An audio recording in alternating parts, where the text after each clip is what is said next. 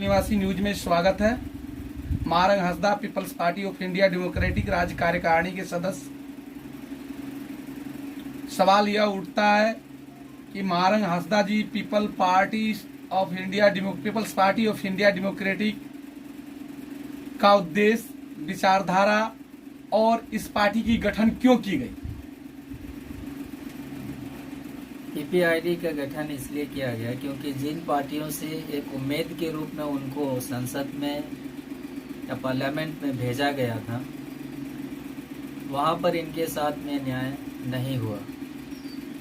क्योंकि जिस तरह से एससी, एसटी, ओबीसी और माइनॉरिटीज़ के हक और अधिकार के साथ में हनन हो रहा है, इन लोगों ने उसके विरोध में आवाज़ नहीं उठाई और ये अपने उम्मीद पे, अपने वादे पे खरे नहीं उतरे, जिसके वजह से people party of India Democratic का गठन किया गया। इसका उद्देश्य है कि एससी, एसटी, ओबीसी और माइनॉरिटीज़ का जो हक और अधिकार है, जो संविधान के तहत इनको मिला हुआ है, उस पर जो कुठाघात अभी लगातार हो रहा है, उसकी सुरक्षा के लिए जिस तरह से जनसंख्या है या जो महिलाएं हैं उनको भी 50% रिजर्वेशन होना चाहिए, चाहे वो जॉब पे हो, चाहे वो पॉलिटिकल स्टेज पे हो, वो उनको मिलना चाहिए था।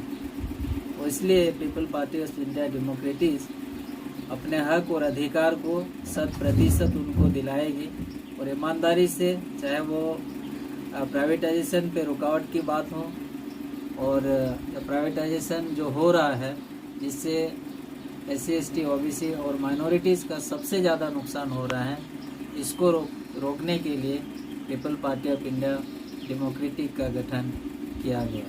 मारंग जी, दूसरा सवाल यह है कि आज जिस प्रकार विधानसभा हो पूरे भारत की और लोकसभा हो, आज बहुत सारे बहुजन पार्टी जीत कर गई है और उनके अहित में वहां निर्णय लिया जा रहा है, फिर भी ये सांसद और विधायक कुछ बोलने के, यहाँ तक कि विरोध करने के सक्षम नहीं है। इसके प्रति आप क्या कहना चाहेंगे कि ये वहां निर्णय लेने के लिए क्यों नहीं सक्षम है? इसका भी वजह है, वो कहीं ना कहीं उनका कमजोरी है। किसी न किसी रूप में वो जिस भी पार्टी के साथ में वो हैं, कहीं ना कहीं वो उसके गुलाम हैं। कहीं ना कहीं वो अपने लोगों के हक और अधिकार की लड़ाई इसलिए नहीं लड़ पा रहे हैं क्योंकि वो उनकी इच्छा के अनुसार चुने गए हैं। यहाँ पर पब्लिक के साथ उन्होंने धोखा किया। जब वो चुनाव में आए थे तो उन्होंने इनके हित की बात की, इनके अधिकार की बात की कि हम आपके हित की लड़ाई लड़ेंगे, हम आपके अधिकार के लिए, आपके रिजर्वेशन के लिए, आपके नौकरी के लिए या महंगाई पे हम सब चीज़ पर बात करेंगे। लेकिन जब वो चुनाव जीत करके गए तो इनके हित और अधिकार की बात वो इसलिए नहीं कर पा रहे हैं क्योंकि वो जिस पार्टी में है वो पार्टी का हाईकमान किसी और के हाथ में, जो इनके हित में बोलने के लिए उनको। बहुजन मूल निवासियों की बहुत सारी पार्टियां हैं और संसद भवन में उनके हित में ये सचमुच है बहुत सारे निर्णय लिए गए। क्या peoples party of India democratic ये जो एसटी, एससी, ओबीसी जो बहुजन मूल निवासी की बात कर रही है, क्या इनके हित में निर्णय लेगी अगर ये पार्टी की सरकार आती है तो? 100%।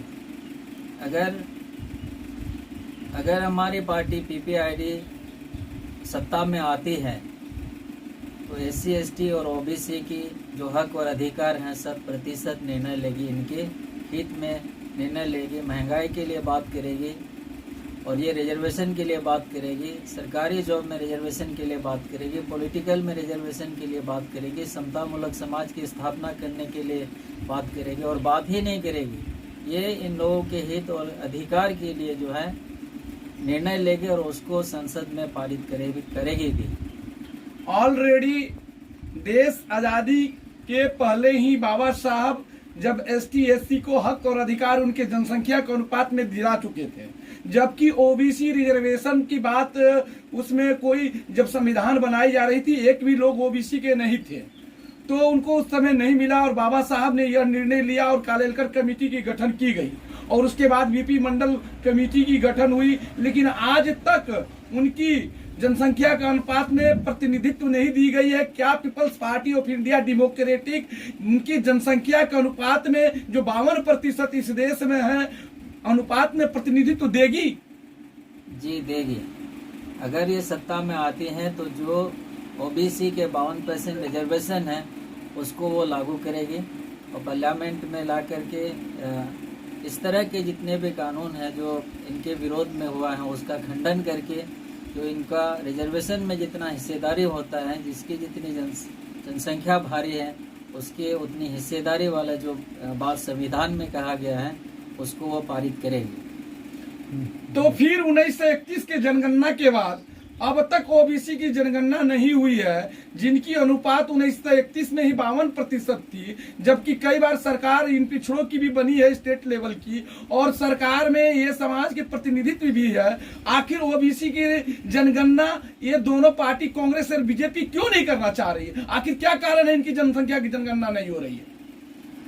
इनकी जनसंख्या की जनगणना अगर होती है तो इनको पता चलेगा कि ये जो है जनसंख्या में भारी है, और इस बात को इनको गुमराह बना करके रखने के लिए इनको जनसंख्या को जो है ये जनगणना नहीं करवाई जा रही है। क्योंकि जिस दिन जनगणना हो जाएगी उस दिन इनको पता चल जाएगा कि हम जनसंख्या में भारी है और हमारे साथ में जो है बहुत बड़ा साजिश के तहत में धोखा हुआ है।